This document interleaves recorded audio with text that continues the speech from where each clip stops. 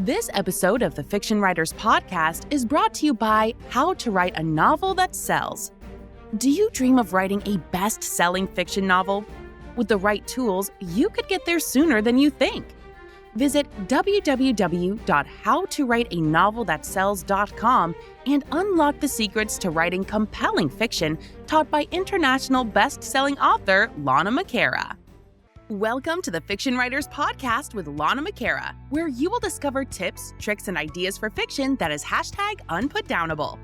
Here you'll find new energy, new perspectives, new resources, and new ideas that will spark your creativity into a blaze of brilliance.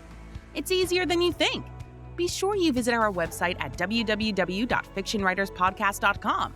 While you're there, subscribe to us via your favorite network. Now, get out your notebook, tune in, and let's get started. Hello, and welcome to the Fiction Writers Podcast, tips, tricks, and ideas for fiction that is #unputdownable.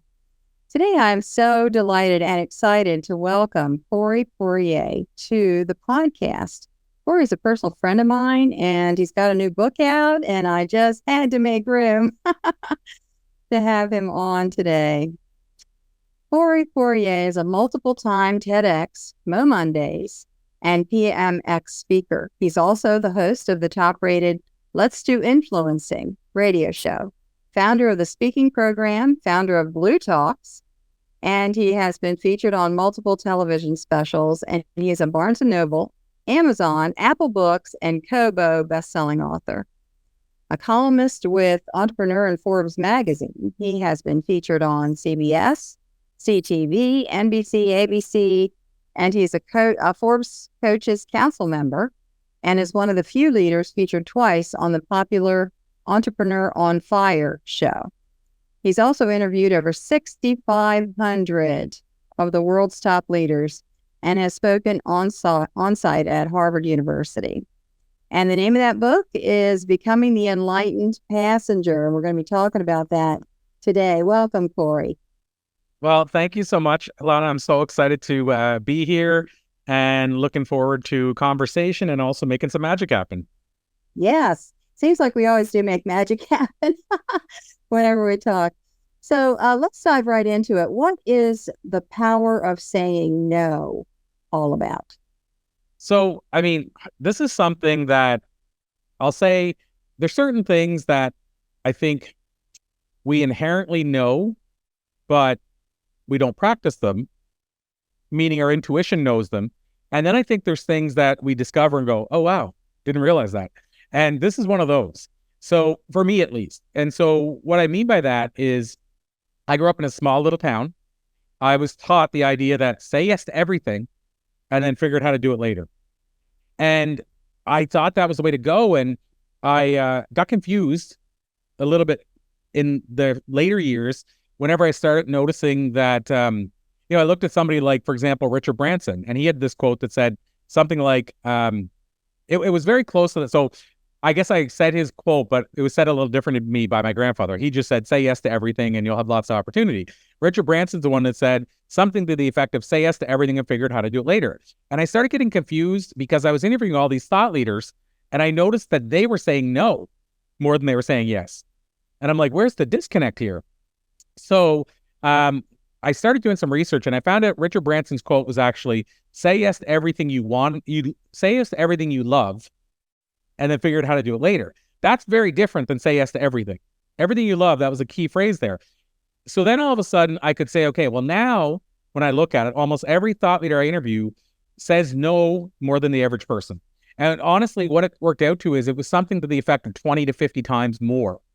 They say 20 to 50 times more, they say no than other people. And they say no probably 100 more times than they say yes. So that's the backstory.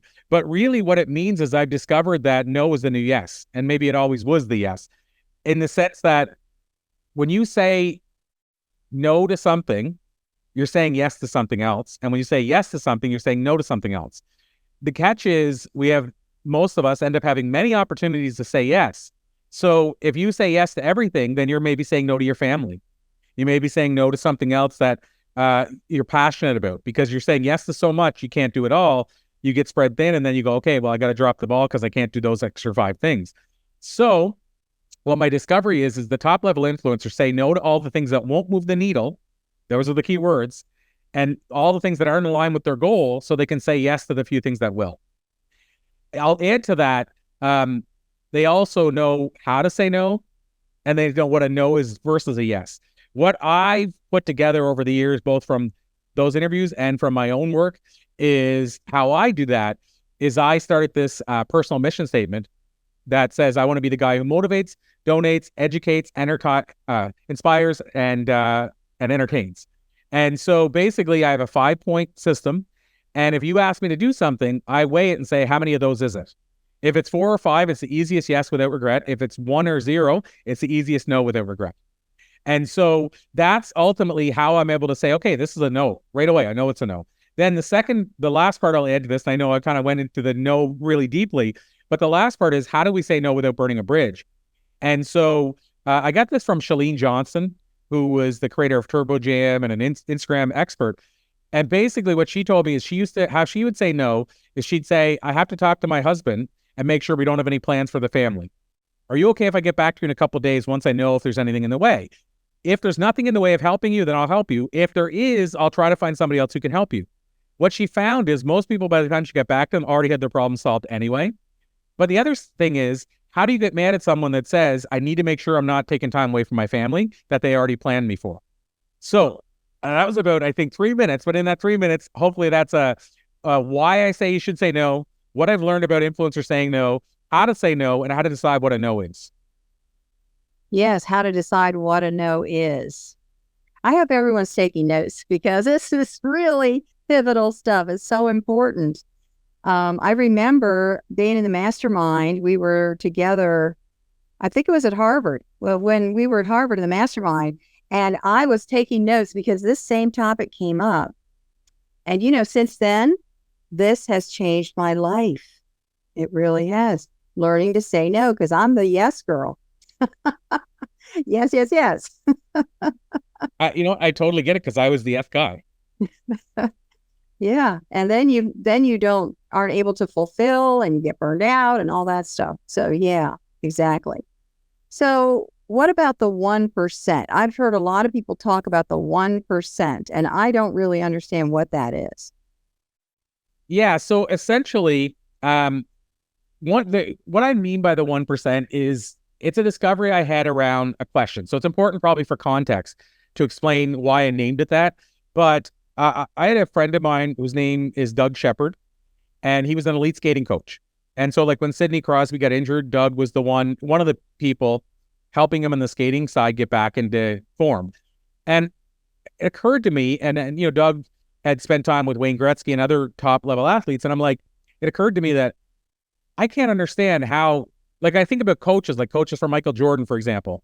Like how can a coach that maybe has never played at that high elite level teach Michael Jordan anything who's playing at the high elite level? Like, so my head on it would be, well, Michael already knows the rules of the game. He knows what they need to do in the game. Like, how can you teach him something?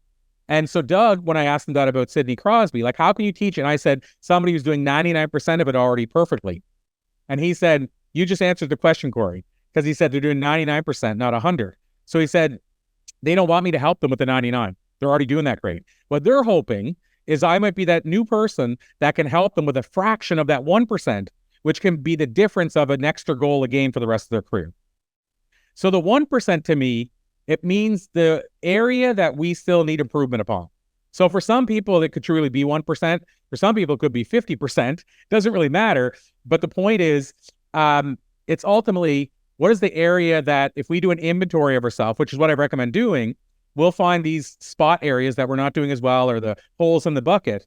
How can we now improve in those areas? And the only way to improve in those areas is to be open to seeing what those areas are, to ask for feedback, to ask others where they think your 1% is, and then focus on the 1%. But the great part is whether your 1% is really 1% or if it's 50, it doesn't matter. If you focus on those areas, and doing stuff you love is the key component there. But if you focus on those areas and get better at that, whatever percentage is for you, that's where the real magic happens. That's where the real movement happens. That's where the real success happens. So to me, the 1% is if Sidney Crosby still thinks he should invest everything he has in him for that 1%, even though he's already doing 99% of it better than most, shouldn't we as well? That's really what the 1% is. Wow, I love that. That's what this podcast is all about. The tips, tricks, and ideas that help you create fiction that is #unputdownable. That is the tagline, but it means those little things, those little nuances that we might not know, but someone else does. And they may even be a beginning writer, but they do something a little differently. And that's why I'm the one in the first row at the workshops. When I go to writers' conferences, I have held writers' conferences before. I have spoken for many years at writers' conferences, but I'm eager because everybody does things a little different. You can find out some really great ideas and tips from people that may not even know what they're telling you, because to them it's normal. 100%. And I will say, there's a great, and I use the term in the book. It doesn't mean I know that I'm pronouncing it perfectly correct. I actually think I should, when you go on Google, you can type in pronunciation of word and it'll say it out loud. I think I need to make sure that I'm saying it right. I say it as Shoshin. And again, I might be pronouncing it wrong, but the premise of it is it's a concept that says basically you should come at everything in life with a beginner's mindset. And so I try to live that every day. For example, to your point, if I go to, I'll just use a random example, but so a real world example is the person that wrote the foreword in the book is a guy named Richard Paul Evans. And Richard has written 46 New York Times bestselling books. His first one was The Christmas Box. I think he's at 45 million sales or something like that, or 40 million. And he runs a writer's workshop at his ranch. And he does 4 of them, I think, a year. And last year, Shelly and I, my wife, we went to the week-long writer's workshop. And I am there asking questions, like a child that's just discovered writing. And my point is, this year, what we're doing, which is really cool, I'm kind of revealing it here, but it hasn't really been all put in sand yet. But we're doing a live masterclass, basically, interview between Richard, Mark Victor Hansen, and Crystal Hansen, and me, live at the ranch in front of the students that are there. But the way we're doing it is your ticket price is a copy of my book. So it's part of my launch. But the reason I bring this up is because I'll be a part of that, which is technically like I get a full audience with Richard and Mark Victor Hansen. Mark sold 600 million books. And I'll have an audience of 2 of these masters of the craft. And as soon as that's done, I'll go back into the class, sitting in the class going, I have a question. And that's, to me, what a beginner's mindset is. Like, I want to just keep learning. And I know that this person's got something I haven't heard before. And I still learn from people that I've known for years that you would think I should have, squeezed that sponge dry. I still learn new things all the time. Like at that event, I'll have had Richard, 5 interviews, gone to the writer's retreat once, I'll be at a second time. And I could go to 5 writer's retreats later, and I know I'll still learn something new. By the way, here's the thing for those that want to learn a hack around writing. One of the greatest things I learned at his retreat was from one of the other people in the room who actually helps Richard and his authors that he signs to his publishing company, helps them with their books. I said I was struggling with beta readers, so I sent out the Enlightened Passenger to 50 readers. Before I sent it out, thankfully, I asked this question and I learned this. My previous book, I didn't. So my previous book, I sent out the book of why and how, and I said, can you guys, I'd love to get your feedback. I want to see what's not working and all that stuff. Well, you may or may not be surprised. What I mostly got was, oh, did you know you have that word spelled wrong?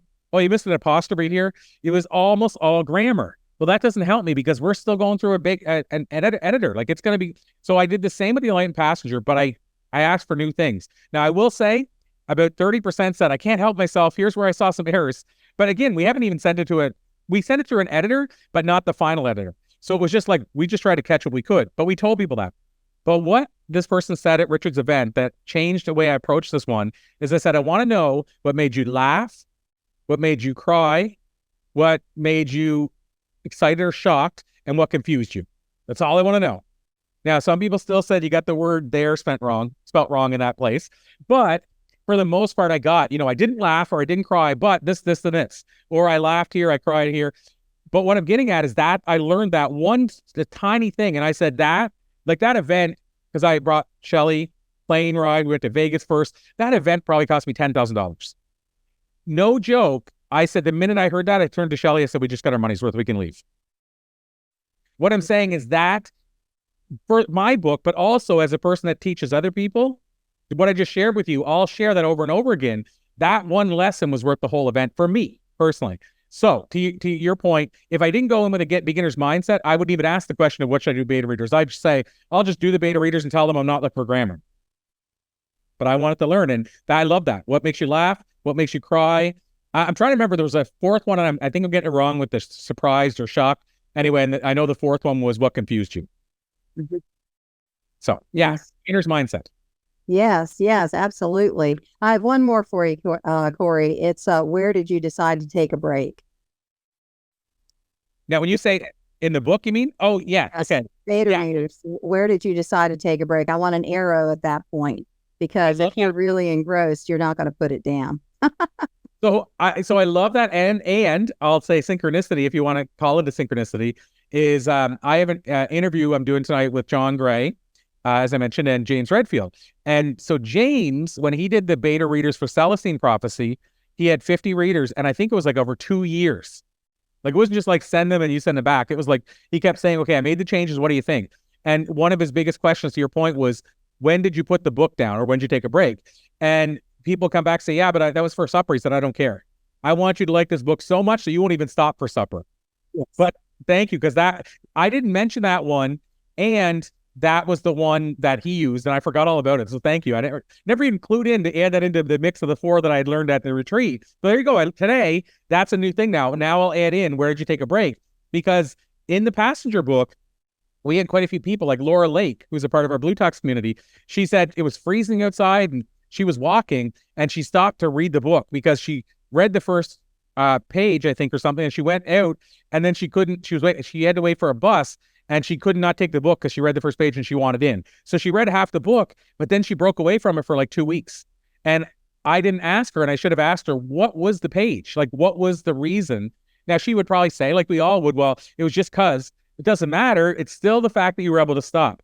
Dr. Leica, another group, he just sent me a message today and said he read the book on the plane. And he kind of sent me an endorsement within just a message like, hey, Corey. And then he said, here's what I thought of the book or whatever. And he said, it pissed me off because I wanted to go to sleep, but I kept having to force myself to read the book. But I think he said, so I read almost all of it on the flight. So again, it'd be interesting to know when he finally said, I got to go to sleep, or whatever he did. Mm-hmm. So I love that addition. So thank you so much. Oh, yeah, absolutely. So this is a work of fiction. Yeah. Yes. Which makes it different for me. And at the same time, I've done it once before. So it makes it different in the sense that what I'm really doing is putting together like a self-help book that's disguised as a novel or a story. And so other books that would be like that for those that might get the reference is The Alchemist, for instance, or The Celestine Prophecy, which I've referenced a couple times. The Monk Who Sold His Ferrari by Robin Sharma, which I'm staring at right over there, or almost all of Og Mandino's books. Those are parables like this. And so it's definitely in that vein where the idea is to give you life lessons, but through a story. Having said that, I did do one fictional parable before, but it was written so specifically. The story was still natural and organic, but it was written for such a specific audience, I don't compare it to the same. So I wrote a book called Standing Ovations from Every Customer. And the idea with the book was, after I've interviewed all these thought leaders, what have I found that companies like Disney and everything do? What are the 4 things I discovered that they do that allows them to deliver an A+ customer experience? And then how can we do that as an individual? So the book was written from a perspective of a guy goes to a stand-up comedy club, sees this comic get a standing ovation, and he's like, I wonder if I could do that in business. So then he spends 4 days with the comic trying to learn what the comic knows and then take them to a Staples big box store. But the reason the book was written was solely so I could send to CEOs who are thinking of hiring somebody to speak on customer service. So I would literally send them a book and say, hey, Robert, I'd find lists of top CEOs. Hey, Robert, just thought you might enjoy this book. So I never sold a copy. You can't buy it anywhere. It's never been sold. So I can't really compare that to this, right? It's like a different book, But I do I at least can say this isn't the first time I've tackled a parable. But this book was so different in the sense that as soon as I knew the story, I knew how I wanted to start and end, and to some degree I maybe knew the middle, and then I just sat down and literally it came to life. I feel like the story was gifted to me, even though I'll take some credit because, it still needed to be typed. But I feel like the story is gifted to me because I didn't get writer's block. I didn't stop and say, what if I kind of jokingly as a musician, I always say I didn't ask myself what rhymes with orange when I was writing this book. That's the famous, nothing rhymes with orange. So that's the famous writer quote, what rhymes with orange.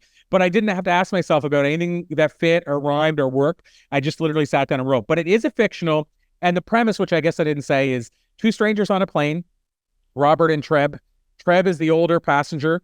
Robert goes on the plane by himself, gets 2 seats in first class, pays for the second one to be alone, falls asleep, wakes up with this old guy sitting next to him. Asks him how he got there. Old guy Treb says, oh, they bumped me up from economy because they didn't have extra seats. So now Robert's like, do I fall asleep? Do I start working? Or do I ignore this old guy? But he catches wind that Treb is wealthy and financially. And so he's like, oh, maybe I can learn how he did that. So Robert makes good money, but he spends it all. So he's like, I wonder how he became truly wealthy. And so Treb basically, it's called The Flight That Changes Everything because Robert thinks he's going to learn how to become rich, but really what Treb's going to teach him is how to become wealthy as a person. So almost like Think and Grow Rich. I always say that was the trick book because the cover told you you're going to learn how to get rich. What you didn't know is when you bought that book, you're going to become a richer person. And this is kind of the same design in the sense that the characters, you're hopefully one of the two passengers, but you're learning how to become wealthier through these 10 life lessons that Treb learned on his journey, and he's now teaching Robert. But again, Robert's selfish reason for wanting to go along the journey with him is solely to find out how he made money. And like I said, what he ends up getting is much more than he bargained for. That's the premise. Yeah. So, well, that's a good story when you get more than you bargained for. And I can tell you that is true. The book does deliver more than you imagine, at the beginning. Yeah. Excellent.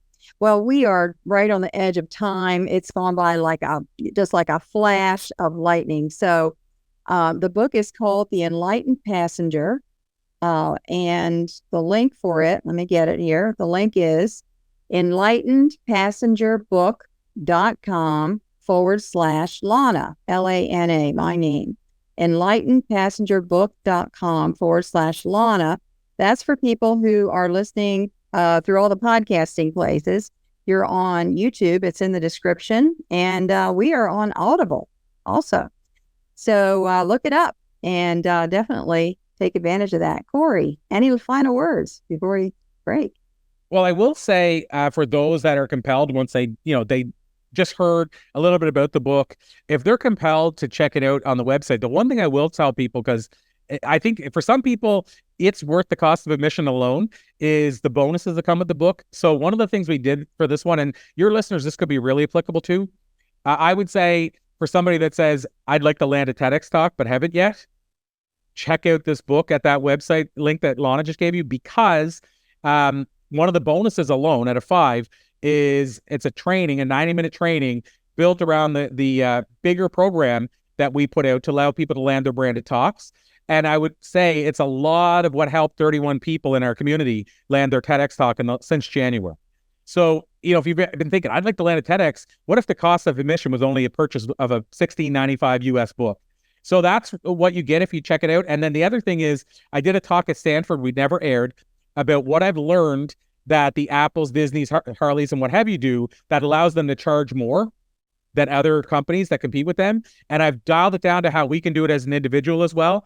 And that talk is also one of the bonuses. So there's like 5 bonuses like that if we weren't doing a book launch, we could be and probably will be charging $2,000 and $3,000 for. And as you know, Lana, when people are putting a book out, it's the best time to get all their best stuff for next to nothing. So I just want to add that it's not the book, I believe, can change your life. And I'd love you to get it just for the book. But I truly believe some of those bonuses can change your life as well. So check it out. Absolutely. Absolutely. Well, Corey, I know how busy you are. So thank you so much for spending time with us today. This has been phenomenal. Thank you so much, Lana. It's been an absolute pleasure.